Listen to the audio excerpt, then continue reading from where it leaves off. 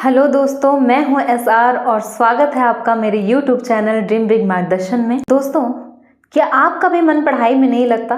तो ये वीडियो आपके लिए है। आप पढ़ने बैठे लेकिन आपको आने लगी नींद। अब आप सोच रहे हो यार नींद क्यों आ रही है, लेकिन फिर भी नींद का क्या है, वो आए जा रही है।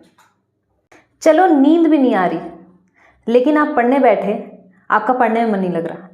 लेकिन पढ़ते टाइम जब आपने शुरू नहीं किया तब आपने क्या सोचा था कि एकदम धमाका कर देंगे, आग लगा देंगे, शिखर पर पहुंच जाएंगे। लेकिन ऐसा हुआ नहीं हुआ। हुआ सपने में हुआ, असलियत में नहीं हुआ। लेकिन क्या असलियत में ऐसा हुआ? नहीं हुआ। असलियत में क्या हुआ? आप 1 मिनट पढ़ रहे हैं, दूसरे मिनट मोबाइल चला रहे हैं, तीसरे मिनट पढ़ रहे हैं, चौथे मिनट अपने क्रश के बारे में सोच रहे हैं कि वो ऐसे आएगी, ऐसे बात करेंगे। मैं स्पेशली लड़कों को बोल रही हूँ क्योंकि लड़कों का ध्यान ज़्यादा भटका हुआ है। मैं ऑब्जर्व करने के लिए कि लोगों का फोकस कैसा है, लाइब्रेरी में गई और वहाँ जाकर मैंने देखा कि बहुत सारे लोग पढ़ रहे थे, लेकिन उनमें ज़्यादा ध्यान अगर भटका हुआ था तो लड़कों का, स्पेशली लड़कों का भटका हुआ था। लड़कियों का ध्यान पढ़ने में ज़्यादा था, ऐसा मैंने ऑब्जर्व किया। लैक ऑफ फोकस एक बहुत बड़ी समस्या है, एक बहुत बड़ा कंसर्न हो सकता है। अगर ये सब नहीं भी हो रहा है तो ऐसा होता है कि हम पढ़ने बैठे और उसी टाइम हमें सब कुछ याद आ रहा है कि चलो 1 कप कॉफ़ी पी लेते हैं, 1 कप चाय पी लेते हैं।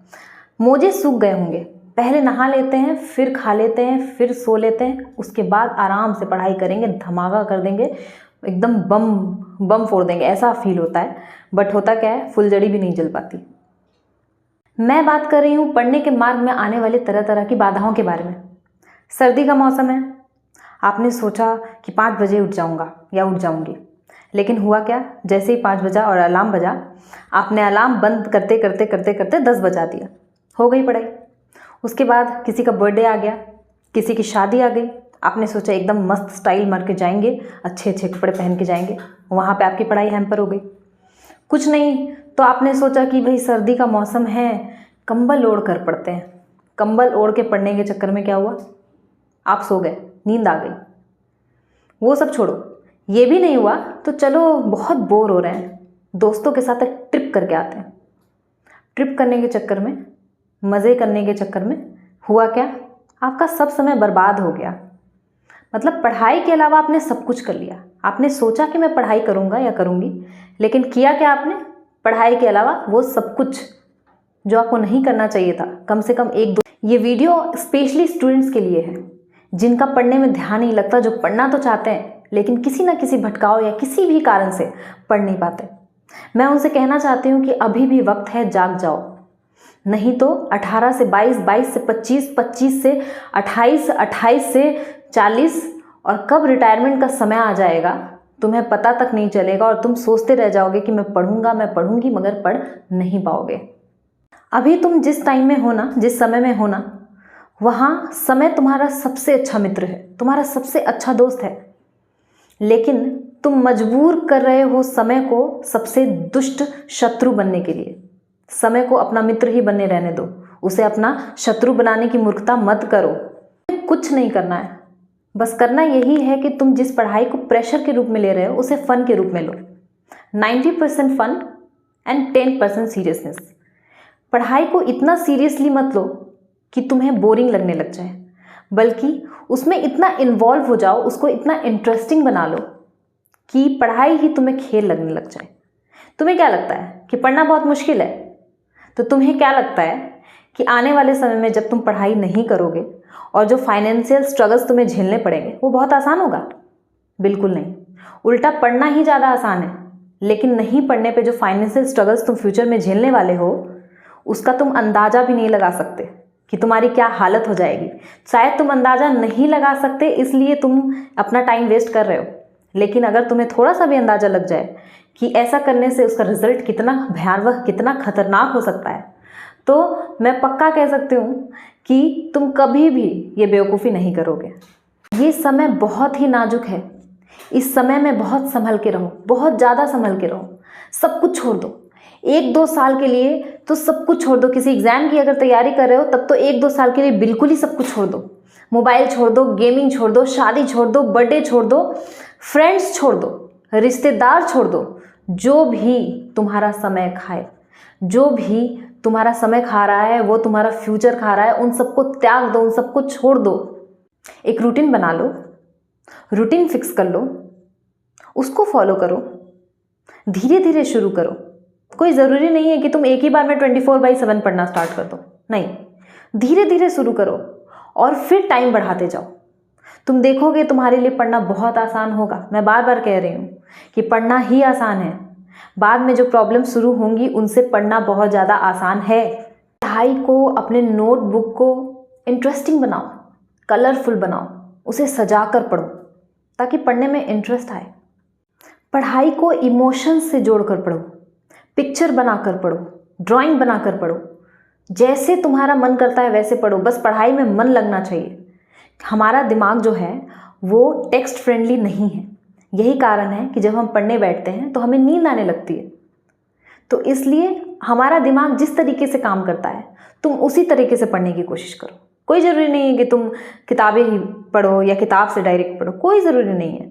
तुम टेक्नोलॉजी का यूज़ करो, सही इस्तेमाल करना सीखो, सेल्फ कंट्रोल रखना सीखो, सेल्फ कंट्रोल डेवलप करो ताकि तुम टेक्नोलॉजी का सही इस्तेमाल कर सको। तुम्हें पता भी है हमारे माइंड के पावर के बारे में, हमारे ब्रेन में कितनी शक्ति है, हम कितना कुछ याद रख सकते हैं, कितना कुछ इंपॉर्टेंट याद रख सकते हैं।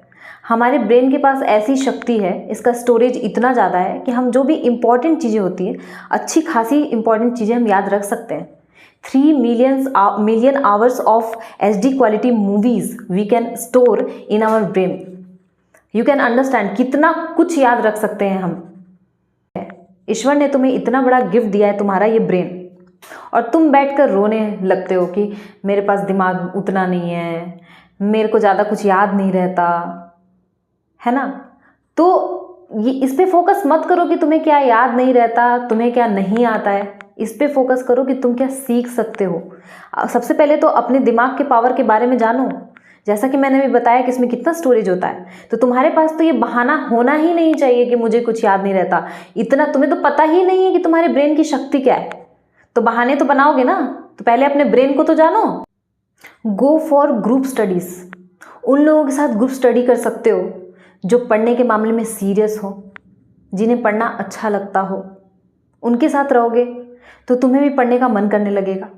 उनके साथ हेल्थी कंपटीशन रखो, इसमें कुछ गलत नहीं है। तुम्हारा दिमाग पूरी कोशिश करेगा, दिमाग का खेल ही ऐसा है, तुम्हारा दिमाग पूरी कोशिश करेगा कि काम को पोस्टपोन करते हैं और काम को टालते हैं और एंटरटेनमेंट की चीज़ें पहले कर लेते हैं। पहले टीवी देख लेते हैं, पहले मोबाइल चला लेते हैं, पहले रील्स देख लेते हैं, रील्स पे थोड़ा डांस कर लेते हैं, थोड़ा रील्स बना लेते हैं।